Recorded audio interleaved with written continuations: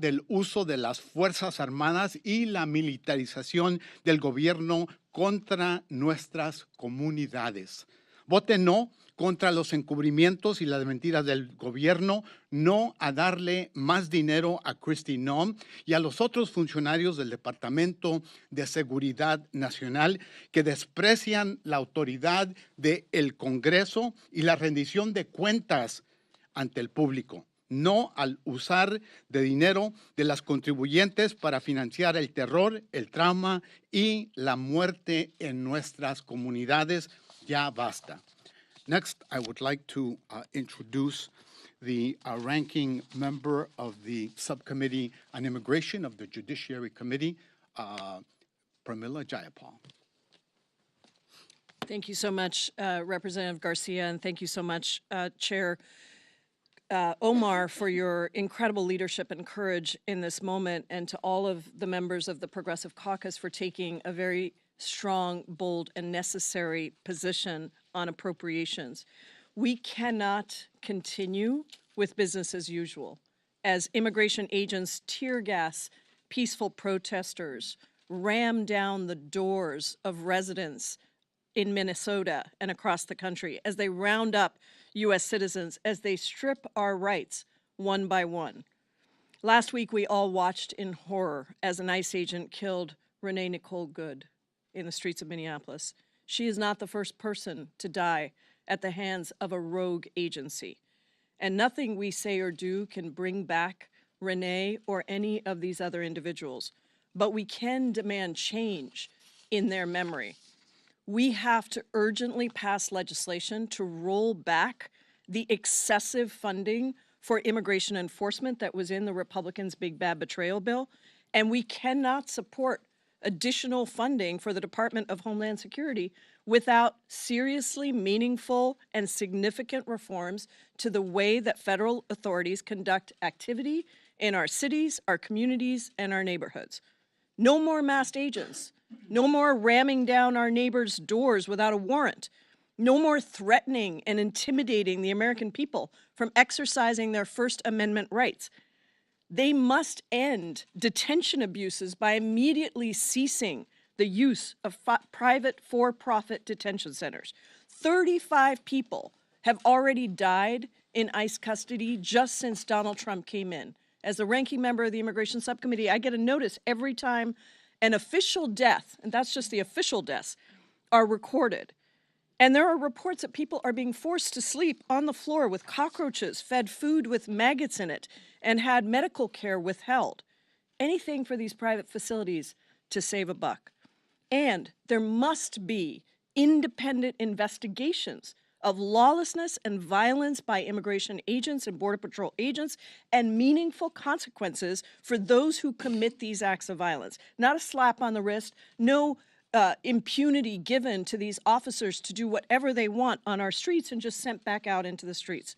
This Friday, we will be conducting our 6th hearing of the Immigration Subcommittee Democrats in Minneapolis. St. Paul, with Representative Omar and the Minnesota delegation. And we will hear from people who have been directly impacted, and we will continue to demand accountability, because that is the thing that the American people want, and it is absolutely what we must do today. With that, let me introduce the incredible representative from the state of Illinois, Representative Delia Ramirez. Thank you, Congresswoman. You know, as you're hearing my colleagues talk about what's happening in the streets, I really want to encourage you not to normalize this moment. You've heard a lot of what's happening over and over and over. And it's really easy for you to hear abduction, kidnapping, killing, beating, dying in detention. And if you hear it so much, at some point, perhaps, it may feel normal. None of this is normal. It's unconscionable. For the last year, Chicagoans and our neighbors across the country have been dragged, disappeared, beaten, abused, kidnapped, shot, murdered in front of their very own loved ones. And as Americans watch the violence and the indignity on their phones, on television, they've come to understand what so many of us already know, that the Department of Homeland Security is a threat to our collective safety. But I want to be clear. What is happening today in our communities, whether it's Minneapolis, Chicago, Oregon, North Carolina, LA, New York, New Orleans, and the list goes on, it's not an accident, nor is it new. You may be surprised by what I'm about to say, but DHS immigration agents, they're not rogue. Why? Because from its establishment, DHS and ICE has been empowered through a lack of oversight and too much latitude to violate our rights under the pretense of security and safety. Who is feeling secure and safe right now under the Department of Homeland Security? On January 7th in Minneapolis, Americans saw the danger of infusing unlimited resources into DHS's abuses of power. ICE shot U.S. citizen Renee Nicole Good in the face. But many of us have been talking about what's happening for a very long time. And we knew that unfortunately, at some moment, we would be here today, heartbroken and devastated, watching the number of people dying under DHS. So now we've plainly seen what they do with unlimited resources and unchecked power. Funding ICE only fuels our own destruction. We cannot assure our security by sacrificing our humanity, our dignity, our liberty. So what can we do? You've heard from my colleagues already.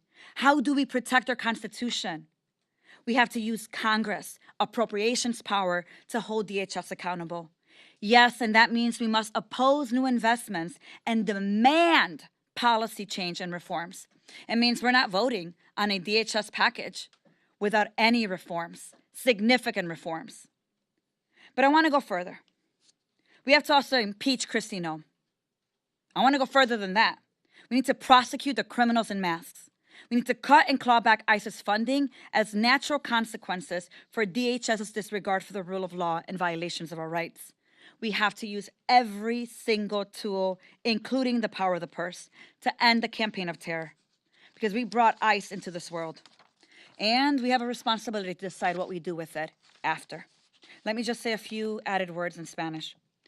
Lo más importante que tiene que escuchar nuestra gente es que el Caucus Congressional Progresista, aquí con nosotros, ha decidido tomar una posición muy formal. Como no pueden imaginarse, el Departamento de Seguridad Nacional quiere más dinero para secuestrar a nuestra gente, para matar a nuestra gente en las calles, para meterlos en cárceles, mandarlos a El Salvador y a otras partes del mundo. El Congreso aquí, el Caucus Progresista Congresional, ha decidido que no votaremos por ninguna legislación que tenga más dinero para ICE, para el Departamento de Seguridad Nacional, que incluye también CBP, si no vemos reformas con contabilidad que sea en verdad concreto. Es muy importante que en este momento usemos todo lo que tenemos en nuestro poder para hacerlos a ellos contable, y con este grupo aquí lo haremos. Muchas gracias.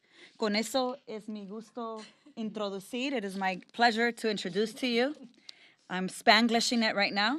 I know the president will love that.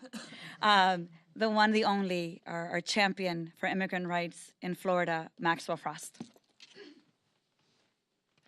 Thank you so much, Delia. Good afternoon. I'm Congressman Maxwell Alejandro Frost. I represent Central Florida in my town of Orlando here in Washington, D.C. Today, I want to speak about the choices Congress faces in the upcoming appropriations bills, the responsibility that we have on funding decisions that we make. And I'm very proud of the Congressional Progressive Caucus for taking this principled stance, because the one thing that we can do that no one else in the communities that we represent can do is walk onto that House floor and cast the ballot and cast the vote. And what we vote for and what we vote against is a true reflection of not just our character, but also our priorities and what we believe needs to happen in this moment. And as we see these videos and these accounts, as we see ICE in our community terrorizing our people, kidnapping Americans, human trafficking people across the entire world, our position is simple. We will not fund that. We say no to funding for any DHS appropriations bill as long as our people will continue to be killed in detention facilities, on our streets, in our communities, as long as this lawlessness continues. And this position is grounded in the reality of what's happening right now. 32 people have died in ICE custody in 2025. In 2025 alone. The agency's deadliest year in more than 2 decades. And in case after case, families and attorneys pleaded for basic medical care. Their loved ones died after being denied the treatment that they needed. In December alone, 6 people died in detention facilities. The pattern is accelerating, not improving. And just last week, Renee Nicole Good was shot, killed, murdered by an ICE agent in Minneapolis. She was a mother, a partner, a neighbor, a poet, a member of her community, and her death was preventable, and it should have never happened. Our nation is at a critical inflection point. When immigration enforcement results in the loss of life, whether in a detention facility or in our communities, it exposes deep failure in oversight, use of force standards, and accountability mechanisms. Congress cannot look away. Continuing to write blank checks without demanding change only will allow these tragedies to continue, and to be honest, it also means that we are complicit. That is why we are calling for clear, enforceable guardrails, stronger limits on the use of force, independent investigation when harms occur. We cannot depend on this administration to police themselves, and an end to the enforcement practices that are terrorizing our communities. People should not be afraid to go to work, to take their kids to school, or to simply live in their own neighborhoods because of how immigration enforcement is carried out. But I'll be honest, without us doing this, we cannot depend on this administration to do anything. I mean, hell, if they didn't care when gunmen walked into our elementary schools and murdered children on the floor in cold blood as they were there to learn, why the hell would they care about Renee Good? If they don't care when people go into our synagogues and our temples, when people go into our churches and murder our people in the middle of the street, just so the gun lobby can make more money, why would they care about the United States government doing the same thing to our people? That is why Congress must assert itself and step up. And the last thing I have to bring up is just the callousness of our leadership in the White House right now. That no matter what your political beliefs are, that an American died. She was murdered. Need I say executed by a federal agent who looked her in the face, looked her in the eyes, and then shot her in the face. And as her car turned into a casket and rolled away uncontrollably and hit a pole, he called her a fucking bitch. And then the president and the vice president and Kristi Noem take to social media, take to their podiums to tell the country that she's a domestic terrorist. And then my colleagues on the other side of the aisle had the audacity to take to social media, to take to the Oversight Committee to say, well, hold up. We got to let the process play out to know what happened. Trying to gaslight us from what we saw with our very eyes. Of course, everybody deserves due process. You know who didn't get due process? Renee Nicole Good. She didn't get a shred of due process before she was murdered and executed by an ICE officer who obviously wanted to do her harm because he was mad, because he was angry, and he had a gun. And he used that gun to murder an American and a human. There is no leadership in this nation right now. It is a very dark moment. And I'm not going to hold my breath waiting for this administration to do the right thing. And so I'm proud of the Congressional Progressive Caucus for taking a very principled stand to say that we are not going to be complicit in the killing of our people, in the terrorizing of our communities, and we're going to do something about it. Without further ado, let me bring up my colleague, Representative Maxine Dexter. Thank you all for being here and shining a light on this critical issue at a pivotal moment in our nation's history. I'm proud to stand here with my Congressional Progressive Caucus. I am Maxine Dexter. I am a mother, a physician, and very proud U.S. Representative for Oregon's 3rd Congressional District. Details are still emerging, but one thing is absolutely clear. When any law enforcement officer fires a weapon in any community, The public must have answers to questions. They must have accountability and transparency. Transparency cannot be optional. Accountability cannot be optional. And due process is not just not optional, it is foundational to the priorities of our nation, to the principles of our country. There was a time when the American people could trust the federal government. We could believe that they were upholding principles and our laws, and that they would share information based on facts, not spin or propaganda. That time has passed, folks. That's why I'm grateful to Oregon's Attorney General, who has launched an independent investigation to gather facts without political interference. This independent investigation is so critical because, as you have heard, there's a disturbing pattern across this country, from Portland to Minneapolis to Chicago, where masked federal agents act without fear of being accountable to the law. This impunity, this type of conduct, has led to U.S. citizens being detained and assaulted. It's led to wrongful deportations. And last week in Minneapolis, it led to the murder of a mother and a poet, Renee Nicole Good. We are here to say this is not normal. We are taking a stand against it, and we will stand against anyone who will not abide by the laws and the principles of our nation. The Congressional Progressive Caucus will oppose any appropriations bill that funds immigration enforcement without meaningful and actionable reforms that ensure transparency and accountability to the law. No blank checks, no business as usual. It is horrific that I must say this in the year 2026, but I will every single day until it is reality. Our communities deserve a federal government that is accountable to the law, that is committed to keeping them safe, that won't murder them in cold blood. Nothing else will do. Thank you. I yield back now to our Deputy Chief or Director. Oh, sorry. Or something or other. I'd like to open it up for questions, and Ryan from NBC was first person to ask to. So please. Yeah, Kyle from NBC. I don't see Ryan. Just wanted to ask, have you had a chance to talk to Leader Jeffries yet about this position from the Progressive Caucus? Also, do you have confidence you'll be able to keep the full Democratic caucus united against DHS funding? We have had the opportunity to dialogue with him and with Democratic leadership.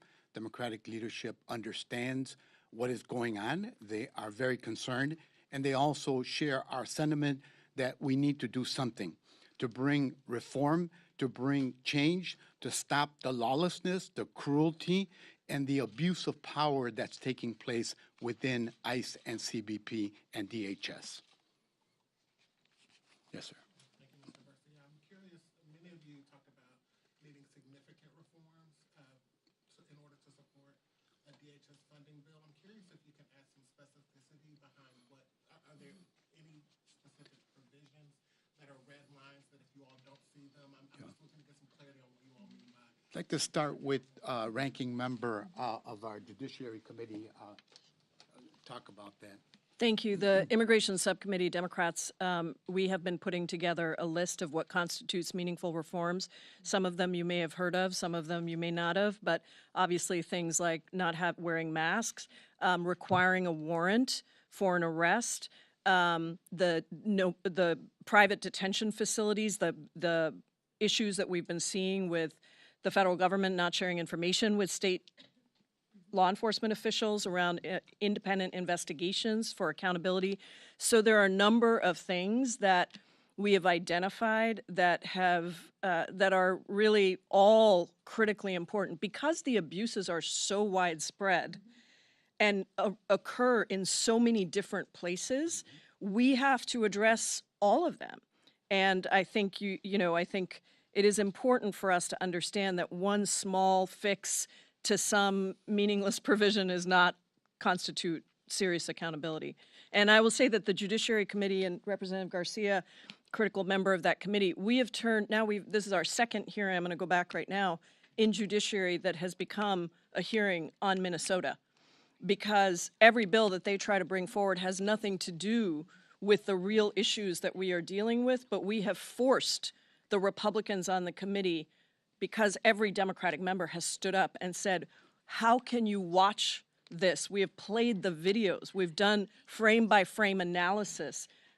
We are not going to rest until we have that real accountability, and we will not vote for these appropriations bills that do not include that kind of significant reform and accountability. Let's go to this side. Yes. Yeah. How many Democrats do you anticipate will support your all's proposal to not support any ICE funding? I don't have a precise number on that, but we feel very strongly as a caucus. The vote was overwhelming, nearly unanimous, I believe.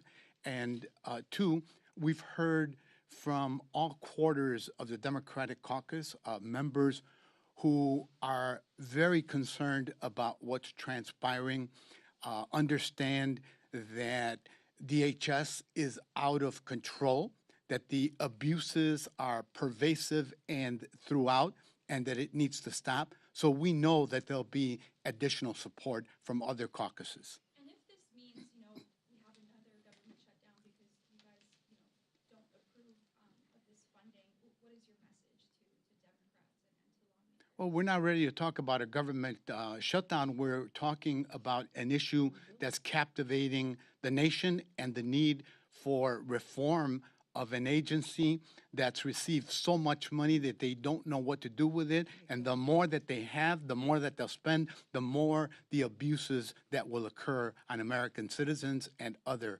individuals. Yes. Thank you. If you propose defunding ICE, then how would you deal specifically with illegal immigrants who do have criminal backgrounds in the U.S.? Look, the law is clear on the removal of such immigrants who may have criminal records. We're not opposed to that. What we're opposed to is the trampling of constitutional rights, the racial profiling, the use of masks, the use of the deadly use of force, the disrespect that agents show in our communities has never been inflicted on any community in recent history. And that's what really is at the heart of all of this. You can't be treated like dirt and not protest and not be outraged about what's happened. Yes. Thank you.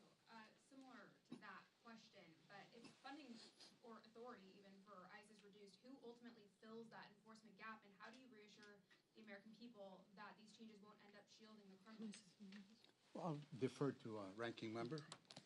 Look, I want to be very clear that what's happening right now is the Trump administration is taking away law enforcement that should be focusing on real national security threats, on real criminals, and deploying them to immigration and harassment, kidnapping, detention, killing of U.S. citizens, residents, undocumented immigrants who have never committed any crime in this country. That is what's happening. 25% of FBI agents have been deployed to this.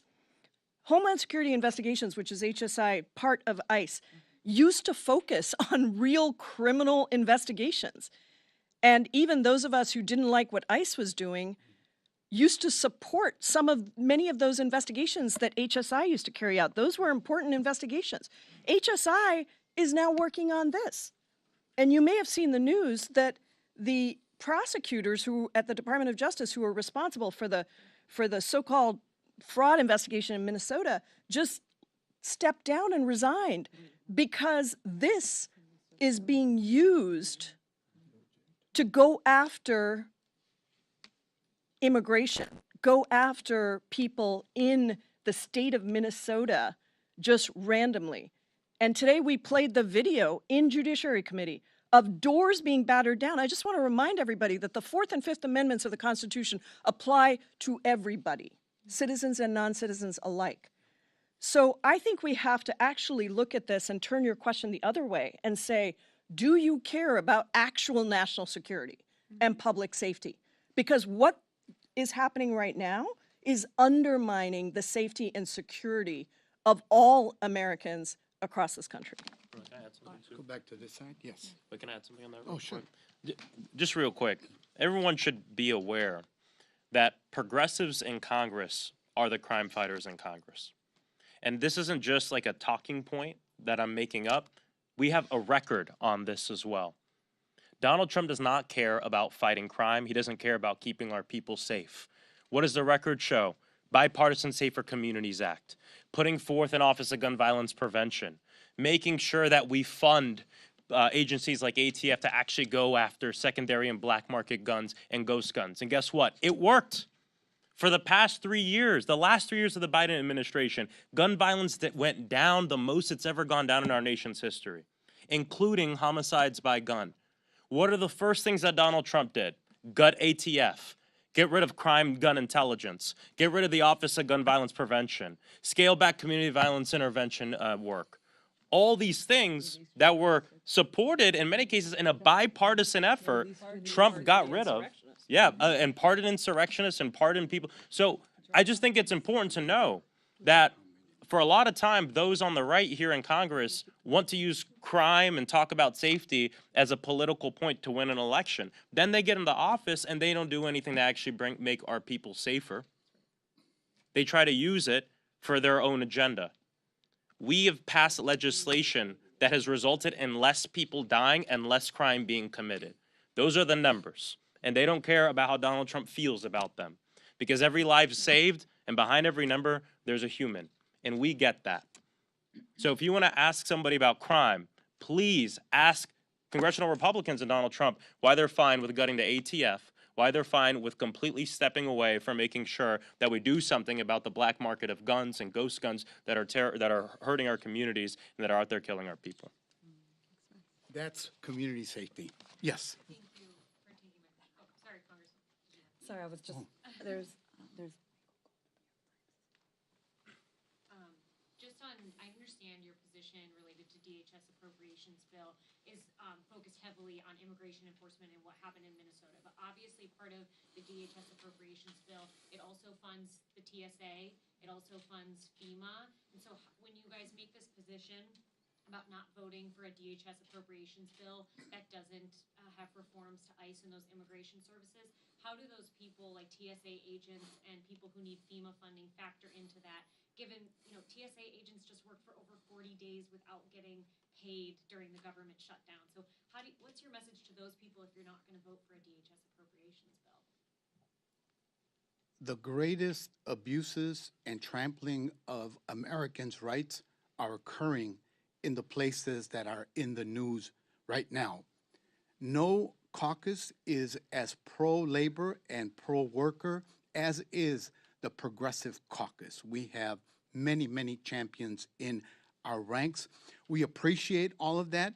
We think that the American public, especially new polling that was released, is in a new place about these abuses. They want it stopped. They don't want the types of tragedies that we've seen all over, and they're sickened by the trampling of people's constitutional rights and the racial profiling that is going on in communities. We're sensitive to that. What we're saying is, let's sit down, let's work out some reforms, and then we can talk about appropriations and votes.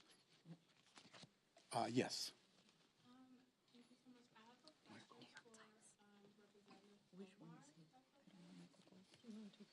have a question for Representative Omar. Sorry, sure.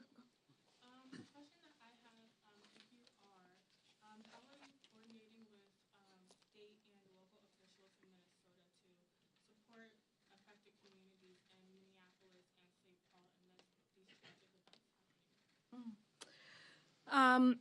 I mean, we have our staff that is in the district doing the constant work of making sure our congressional delegation, obviously the Democratic congressional delegation from Minnesota, and our local communities are getting information that is necessary, but also taking that information and seeing ways in which we could be supportive.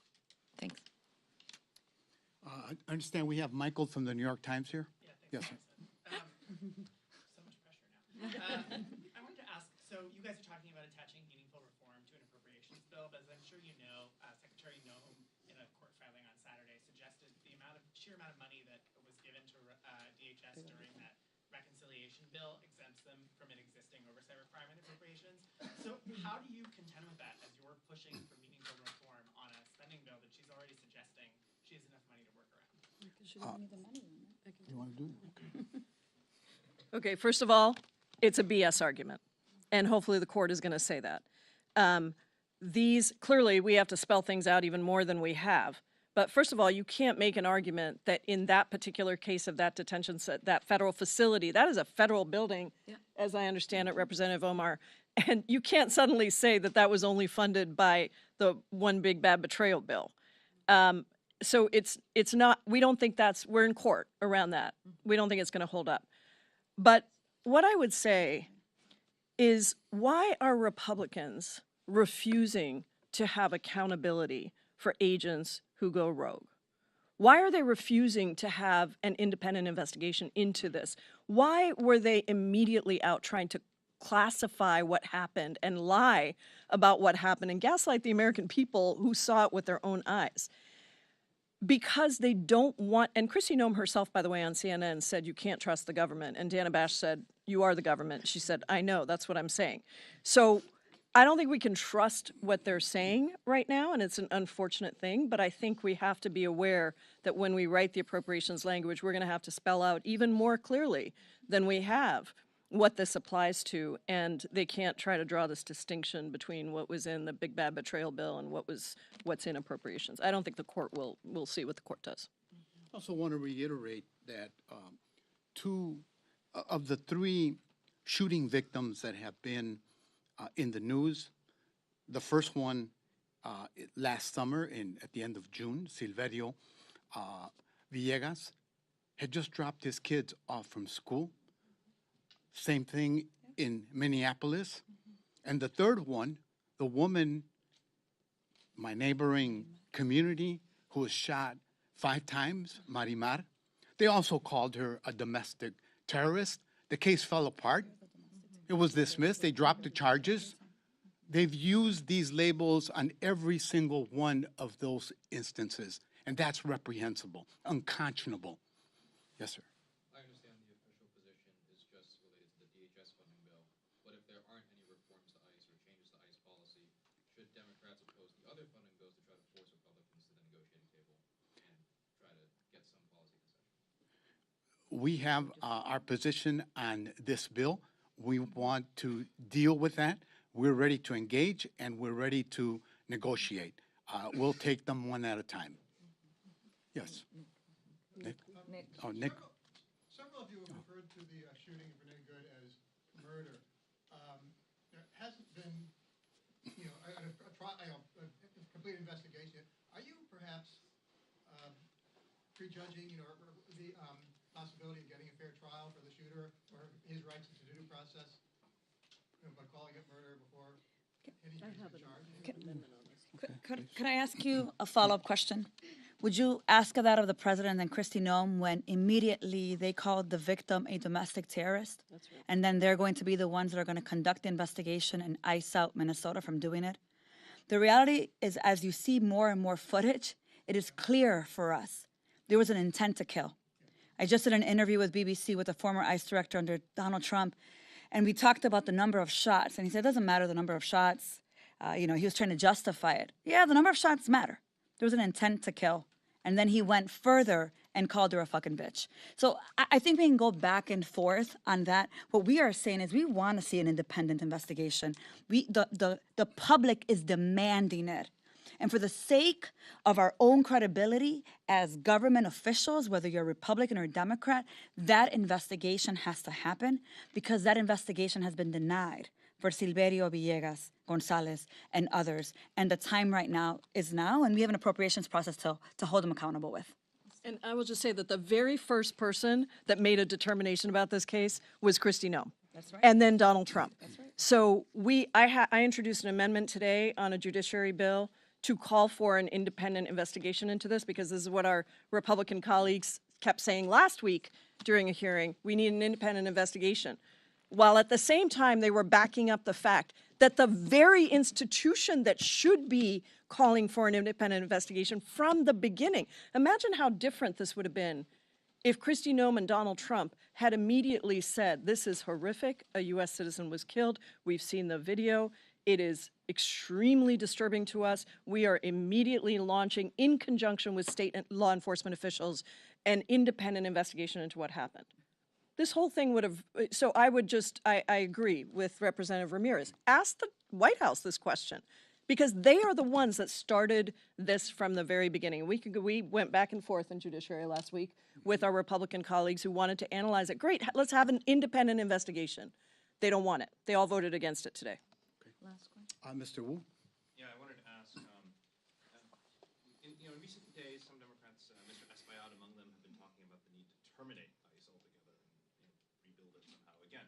Is that a sentiment that you agree with, going beyond mere conditions for ICE? Nick, let me start, and members can feel free to chime in. I had never used the term abolish ICE until the last round of pounding that my neighborhood took when Greg Bobino and company showed up to terrorize our community. You know why I did it? Because my 8-year-old grandson, who is adopted, is terrified. All he wants to talk about is ICE. And when we drive around the neighborhood, is that ICE? Is that ICE? Is that ICE? Because my wife is terrified. And I, too, was sickened by the choppers flying overhead. I don't know if it was intentional, constantly hovering over my home in Little Village, while the terror that ICE was bringing to my community was all over the commercial strip of our neighborhood, Chicago's second magnificent mile in terms of commercial retail activity. That's when I said, we can never go back to normal. People will never understand that ICE is an agency of the government, that it has legitimacy because of all the violence that they have perpetrated, all the terror that they have sowed, and all the disrespect that they have demonstrated against the people that I represent in Congress. Thanks, everyone.